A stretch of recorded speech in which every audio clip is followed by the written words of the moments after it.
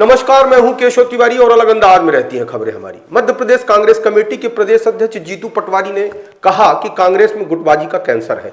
कई बार सच जुबान पर आ ही जाता है। अगर कांग्रेस के अंदर गुटबाजी का कैंसर नहीं होता तो कांग्रेस की यह दुर्दशा भी नहीं होती। एक कहावत है, रस्सी जल गई पर ऐठन नहीं गई। कांग्रेस के तमाम नेताओं में यह देखने को मिलता है कि वह खुद चुनाव हार गए, लेकिन उनकी बॉडी लैंग्वेज से उनका घमंड और अहंकार टपकता रहता है।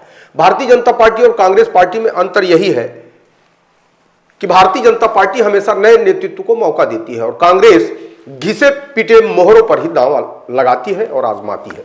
मध्य प्रदेश कांग्रेस कमेटी का प्रदेश अध्यक्ष जीतू पटवारी को भले ही बना दिया गया है, लेकिन उनकी टांग खींचने के लिए जितने भी वरिष्ठ नेता हैं हमेशा तैयारी करके बैठे रहते हैं।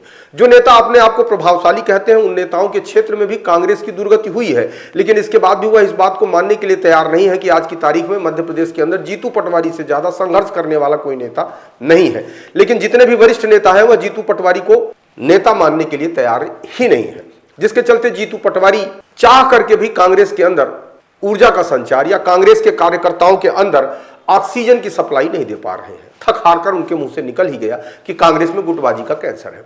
जीतू पटवारी के इस बयान पर राज्यसभा सदस्य विवेक तनखा बोले कि जब नेताओं की आकांक्षाएं पूरी नहीं हो पाती तो उनका फ्रस्ट्रेशन बाहर आ जाता है। कहने का अभिप्राय बिल्कुल साफ है कि विवेक तनखा जीतू पटवारी के संबंध में यह कह रहे हैं कि कांग्रेस में गुटबाजी का कैंसर नहीं है, बल्कि यह जीतू पटवारी का फ्रस्ट्रेशन है। जीतू पटवारी ने फ्रस्ट्रेशन में यह बात कही है। यह सच्चाई उगली है, यह तो वही जाने, लेकिन इसमें कोई दो मत नहीं है कि उन्होंने जो बोला सच बोला है। यदि कांग्रेस में गुटबाजी का कैंसर खत्म हो जाए तो कांग्रेस पूरी ताकत के साथ भारतीय जनता पार्टी को चुनौती देने की स्थिति में आती है। ग्रुपिज्म का गुटबाजी या तो इस गुटबाजी के कैंसर को खत्म करना पड़ेगा या फिर हमें खत्म होना पड़ेगा। या कहीं पर भी मुझे ऐसी समस्या दिखती नहीं है। लोगों की अपनी अपनी धारणाएं होती हैं, अपने अपने ओपिनियंस होते हैं, कुछ लोग संतुष्ट नहीं होते।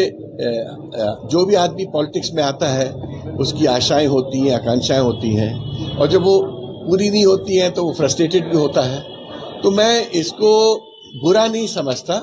अगर हमको ऐसी लीडरशिप देनी चाहिए जिससे कि ये सब लोगों की जो आशाएं आकांक्षाएं जो हैं हम उनकी पूर्ति कर सकें। किसकी क्या बीमारी है ये तो जनता जानती। आपको हमारी खबरें कैसी लगती हैं कमेंट बॉक्स में आके कमेंट कर सकते हैं, लाइक कर सकते हैं, शेयर कर सकते हैं। और यदि आपको हमारी खबरें अच्छी लगती हैं तो विशाल खबर चैनल को सब्सक्राइब कर हमें अपना आशीर्वाद जरूर प्रदान करें।